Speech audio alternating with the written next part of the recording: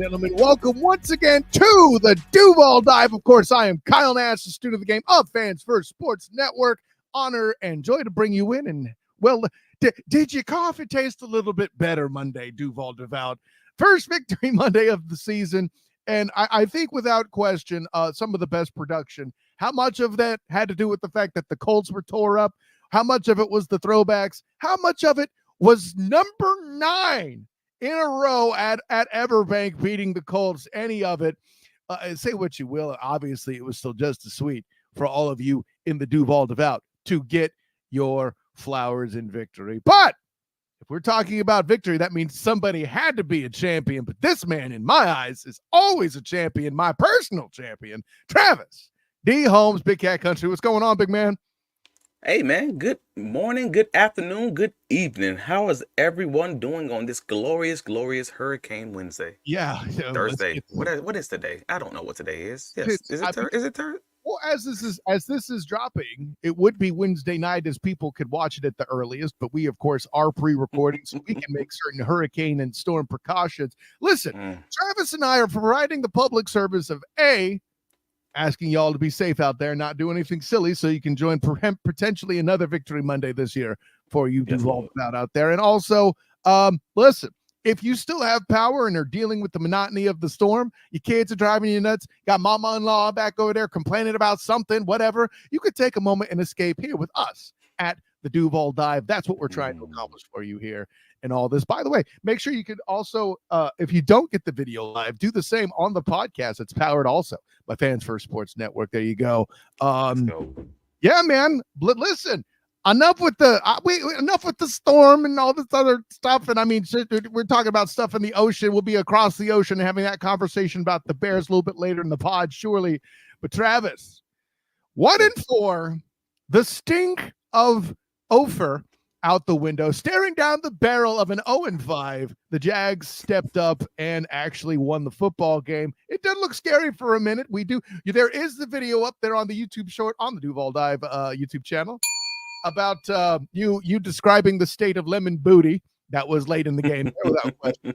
But you had a chance to watch the film. What would you think is the most standout thing that took place other than Trevor hitting passes, right?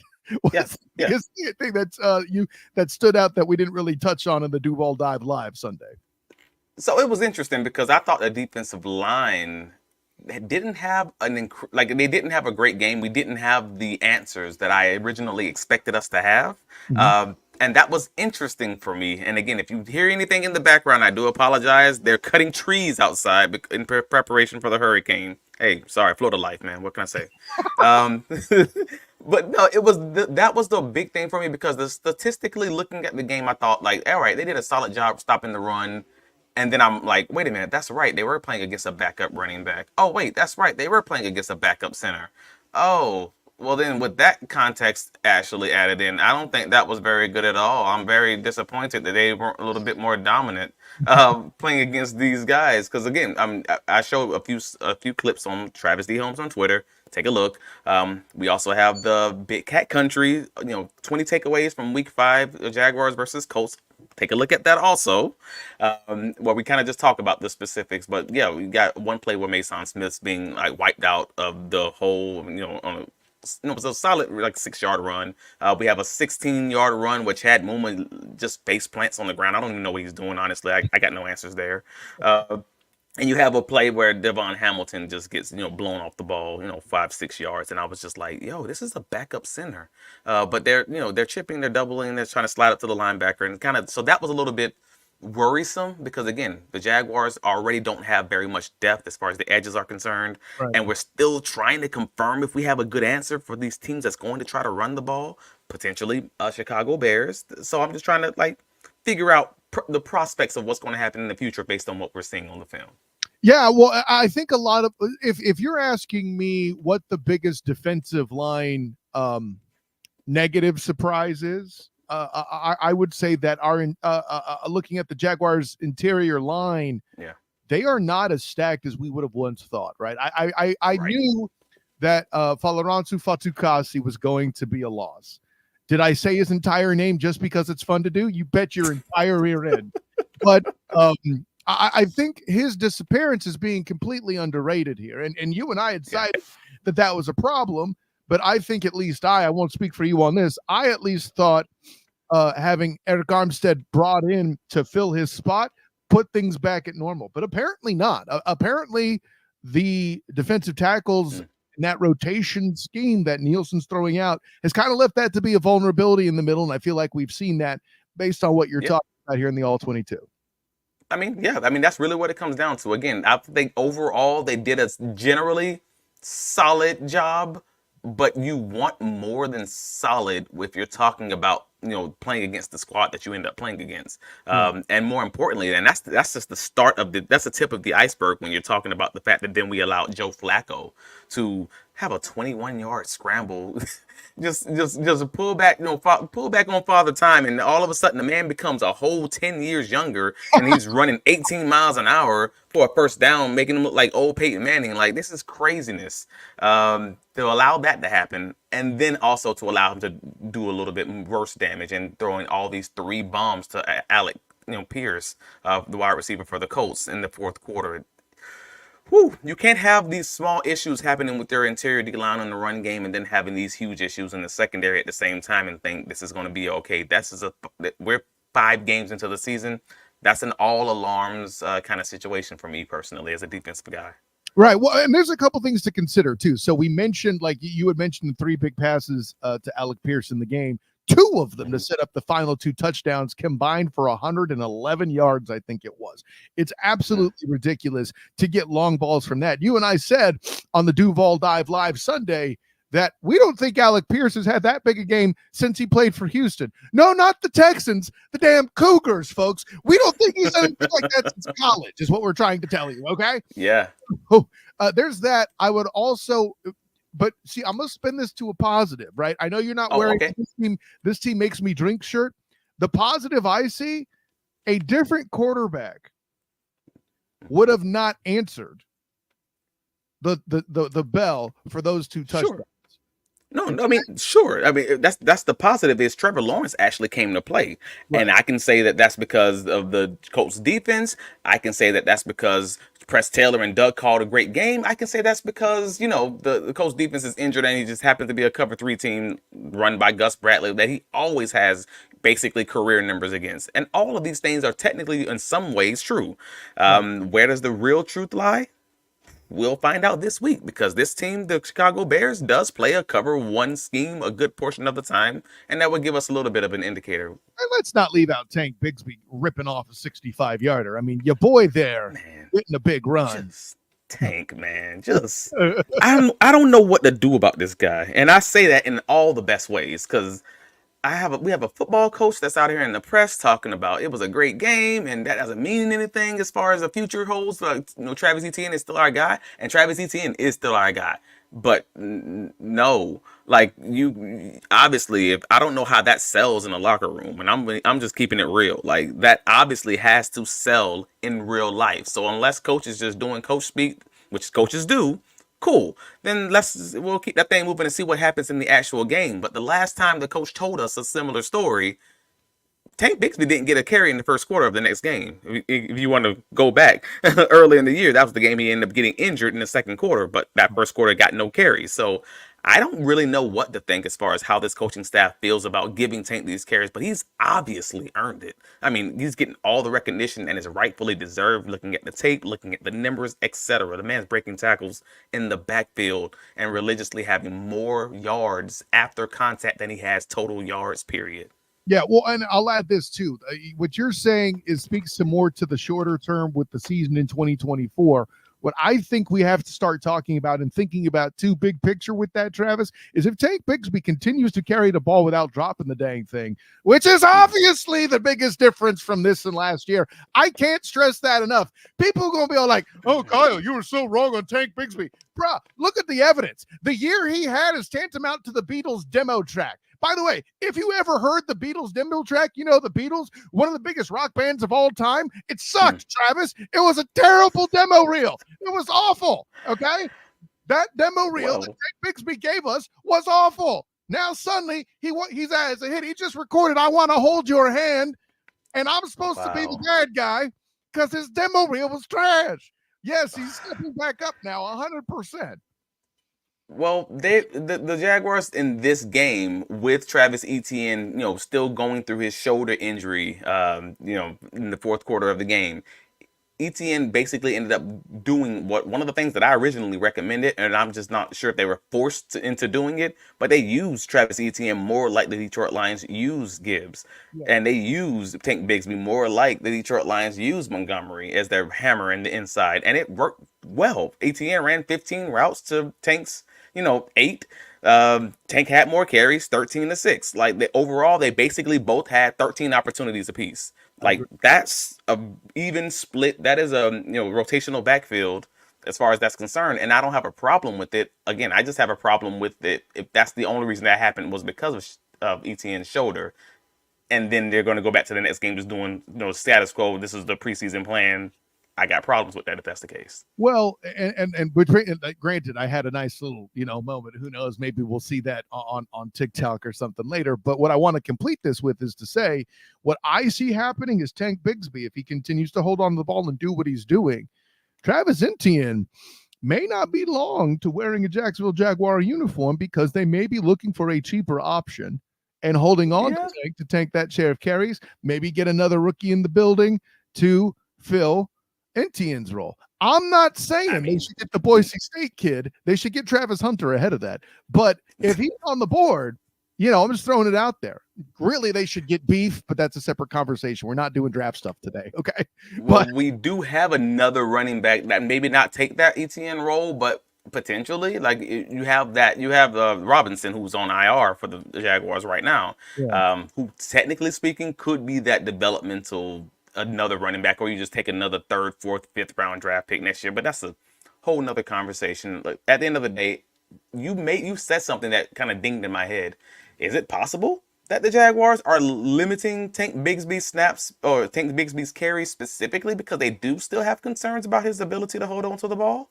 Like, is that something that is maybe possible? Like, I don't want to believe that, but at the same time, we know what his rookie season was. Yeah. Right. We know what his rookie season was. We know, as much as we don't want to admit it, he did fumble a ball in this game. He fumbled the ball at the half-yard line that was punched out by Latu for the Colts, and he ended up recovering it in the end zone. The NFL later went back and actually gave Latu the fumble force and gave Etienne the recovery, but it was a fumble at the half-yard line on that 19-yard dominant run that that Tank Bigsby did have. So we want to mention that and say, well, maybe the coaching staff knows something that we don't. And even though we kind of do know it from 2023, maybe they're questioning whether or not Tank has truly resolved this fumbling issue, and the only way we're going to prove it is on that field by giving him more snaps and carries, and hopefully not losing games based on those turnovers. I'll see that and raise you this because it's a good point you make. It's possible they're still worried about it, or maybe he's just a guy that's gotten better but isn't perfect yet. And I would say the same thing of Travis Etienne, who, as a first-year runner, not a rookie because he had the rookie season being injured, right? He fumbled away 2 games his first full starter year. Yeah. Okay. Now he only has 1 on his belt so far, but that's still there. I would easily say, though, that Etienne is carrying the ball better than he did his first starting full year. Tank, I'm not going to say it was an injury year. Maybe his psyche was injured because he fumbled the ball that much. I think a lack of confidence definitely came up at some point. And this isn't to knock the kid. Anybody who has that issue is going to struggle because it's a tough space when you want to do your best and bad things happen. I understand that. Right. I think it's still a space where maybe physically perfection hasn't been achieved yet.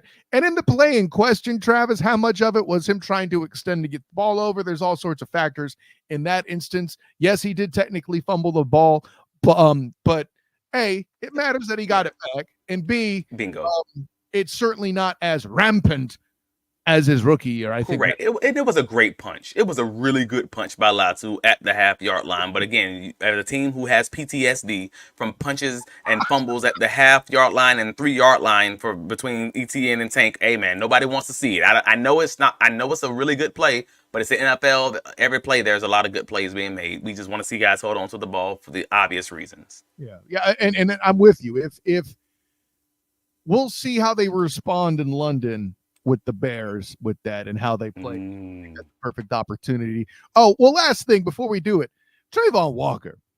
Was this the best game of his career?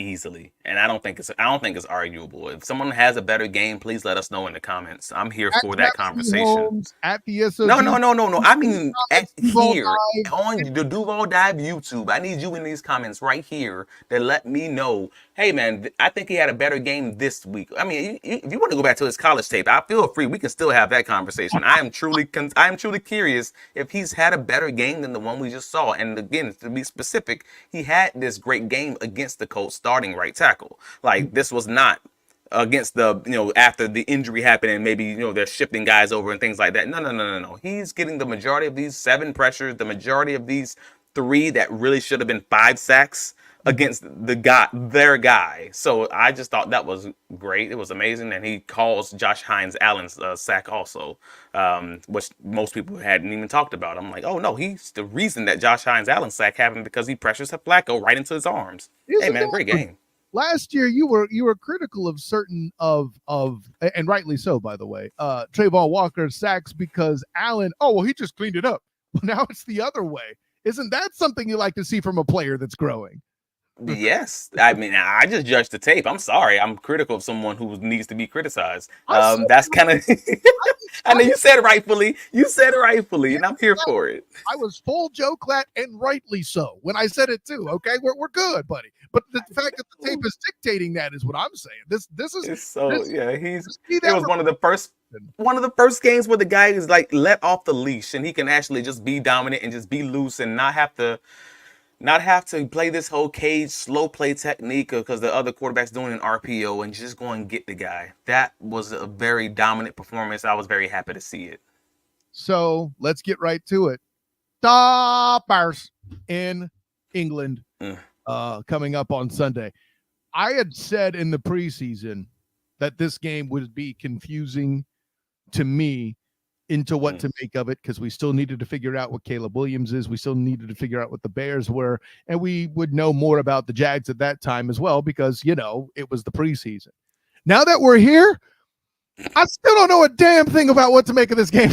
I was just going to say that. I'm like, do we know anything more than we thought in the preseason? Caleb has been here and been here, right, depending on week by week, scheme by scheme situations. And the same thing can be said for the Jaguars. The Jaguars can be, best team in the world for the first half, and then just what the hell happened after halftime, or game by game, half by half. And the same thing applies. We can be great against the Colts and even offensively against the Texans if we make certain throws, and we can be just dreadful against Cleveland and against the Bills, and who knows. That's the problem right now when it goes into this game. Who are the Jaguars? And who are the Bears? So if we want to get into that, then honestly, I think the Bears have been they're on an uptick because they're beating some moderately solid teams, and when they play teams that should be they should be beating the brakes off of, they are beating the heck out of them. Like they destroyed the Panthers last week, but the Panthers did something that I consider a critical sin against the Bears. They played a lot of off coverage. They played a lot of soft coverage. Like, they gave away a lot of just easy little outs, easy things to get Caleb in rhythm, and just allowed him to kind of get into that groove. And they didn't challenge their receivers at the line of scrimmage. That's something that I would hope that Ryan Nielsen does a better job of. I know they won't have Tyson Campbell this week. I was about to say, let me push back on that just a little bit. I feel like the Jags with the decimated core, again, may I reiterate Alec freaking Pierce, right? Can you afford to be that aggressive up front like that? I don't know that that's necessarily smart. I feel like we don't have a choice, because we've seen what not being aggressive gets us when we played against the Buffalo Bills, who then looked pretty normal. They did not look like superheroes when they ended up playing against the Baltimore Ravens, or last week when they played they just got beat down by someone. Well, no, it wasn't beat down. First of all, a couple things on the Texan game. Hey, the Texans snuck by. Let's be clear. It snuck by. I'm talking about the play of the offense. I'm sorry, the Bills' offense. They just looked. Josh Allen looked rough. Well, he also you had actually, to take it back to the Monday night game last year, where you had surmised that Trevor might have been concussed. Josh Allen, I don't give a damn. The NFL told that mofo got hit in the head. He's still insult on the sidelines. So I think you see That's where fair. I'm going with that. That's fair. That's fair. But no, but nevertheless, when they did challenge those receivers, they did give him, because I watched every single Josh Allen pass in that game when I had to go back and rewatch that just because I was curious. And I actually thought it was very similar to the Trevor Lawrence game against the Bills this year. Not Bills, the Browns this year. I thought it was actually a very similar performance where he's just a little bit off of these receivers on these tight throws where they're challenging the receivers in man-on-man coverage. And I'm like, oh, these Josh Allen and Trevor Lawrence are so alike in some ways and so different in others. But Yeah. in that way, in those against those schemes, that was the big thing that I kind of took from that. Like, okay, the Jaguars need to do a similar thing against Caleb Williams, because the vast majority of his most successful plays that I saw on film, and again, I've watched every single Caleb pass this year, is when he's getting free, these receivers are getting free releases. They're not challenging them at the line. Give him tight windows to throw in, and that's when he'll make the majority of his mistakes. Give him those free releases. You're going to get him a little too comfortable, and then at that point, Shane Waldron, the OC, who he's calling the plays, I should say, the head coach calls plays for the Bears, is going to get into a groove, and he's actually been very solid at calling plays. Like, if you allow him to keep moving these chains. So, I mean, the long and the short is, I know this is basically football 101, but make the rookie quarterback uncomfortable. So here's the question. Make the receivers slow down and getting off the line. So that will help to make that quarterback uncomfortable. Yes. Yeah, that does contribute to that. Yeah, good connection there. I'm glad you landed the plane for me there. So, but here's I think the big ask, because my favorite thing that I love to laugh at, Travis, is they are all, this team got exposed. Well, okay. It's different when you're Alabama and you give up a bunch of points and then Vandy takes advantage. I get it. Yeah. I just had to reference that. But so many times have I seen a team struggle against another team, and whether they end up winning or losing, like a great team, has a bad game. Oh, they got exposed. Well, yeah, but you have to have the personnel to expose the particular thing, right? If I get a crate and I don't have a crowbar, I can't get the package inside. My question falls to you then, Travis Holmes.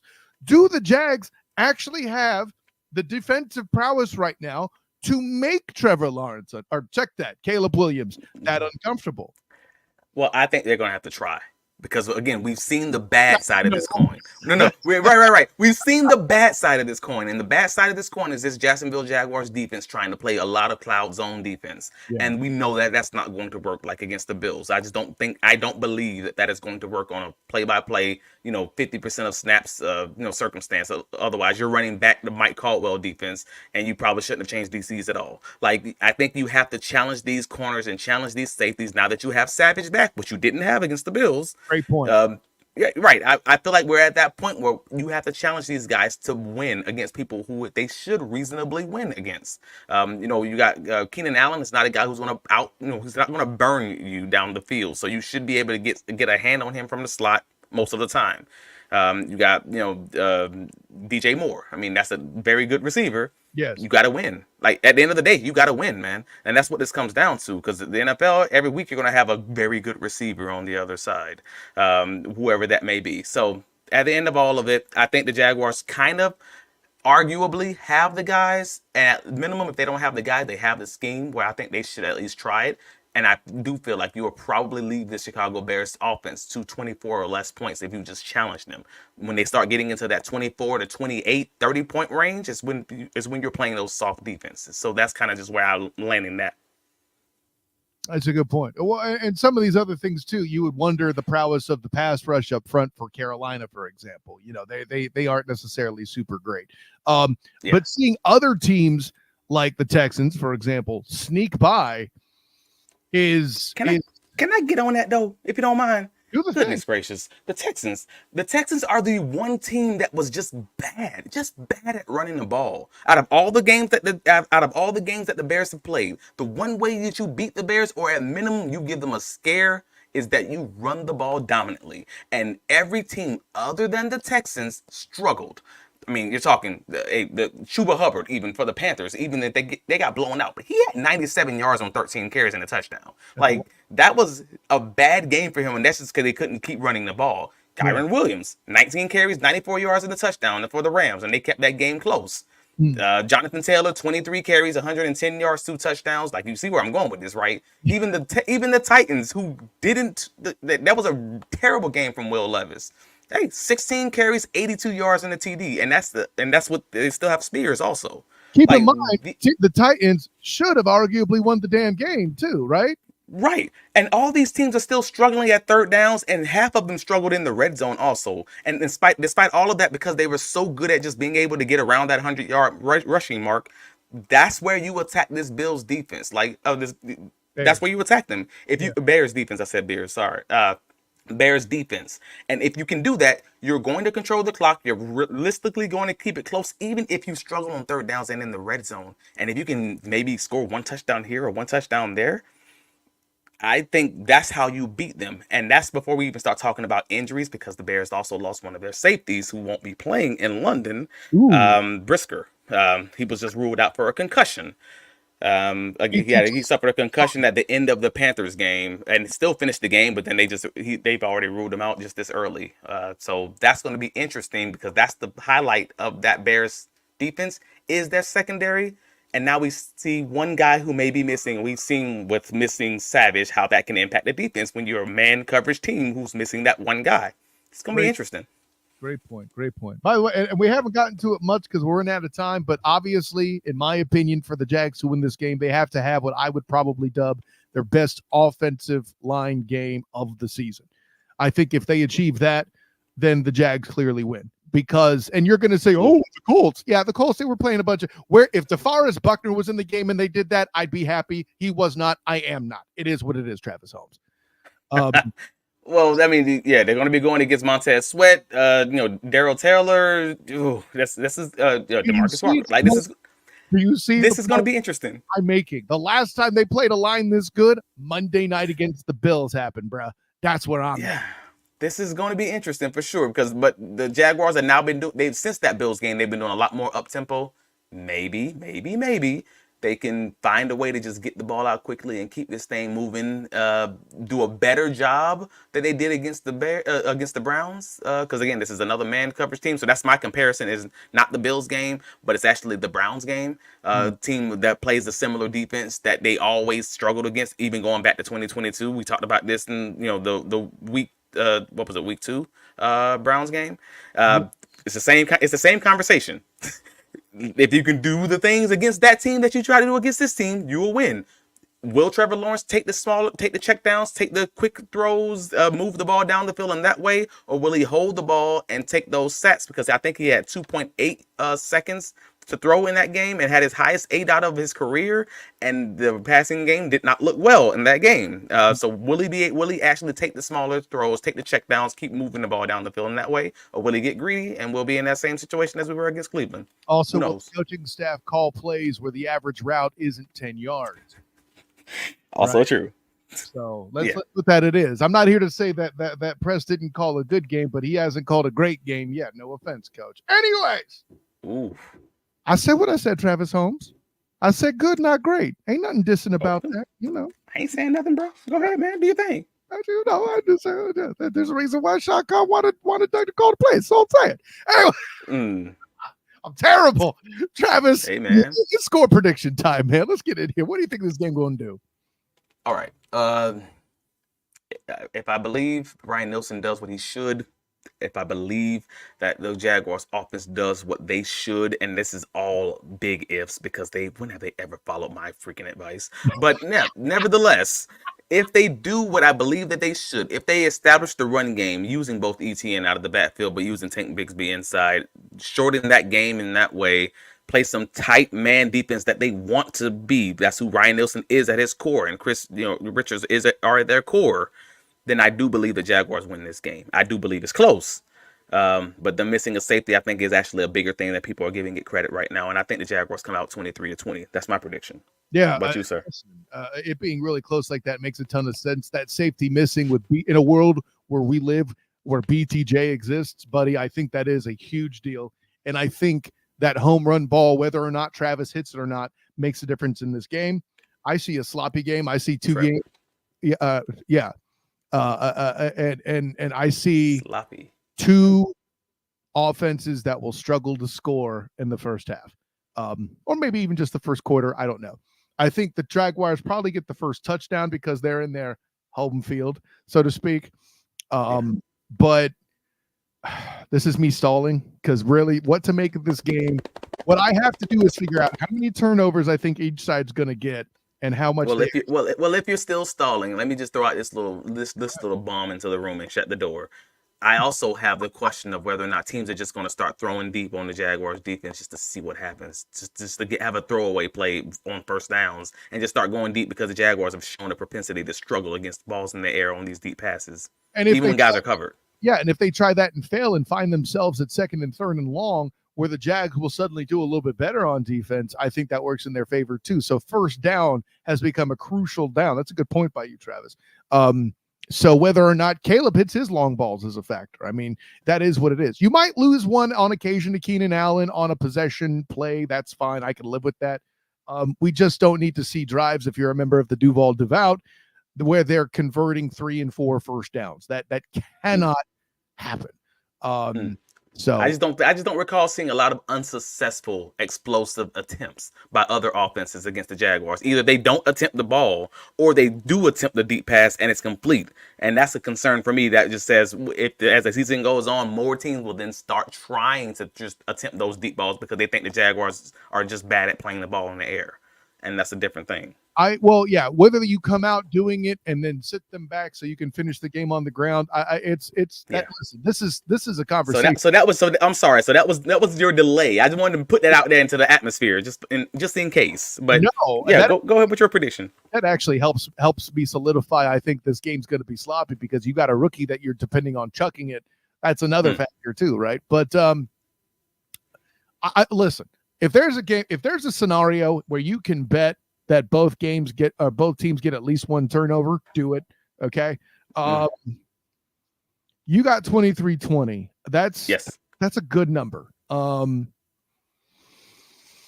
don't think they score that much. I got 21-18 Jags. 21-18. So a lot like the Houston game. Okay. Correct. I do. Okay. Be sloppy like that. But we both have Jags. Cool. Yeah.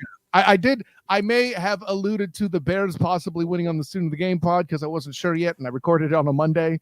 But I also said on that particular pod, I reserve the right to change my mind here on the dive now that I've had a couple days to look it over. So nice. That is what it is, man. The joy of Storm Life recording. But with that in mind, Travis Holmes, tell the world, buddy.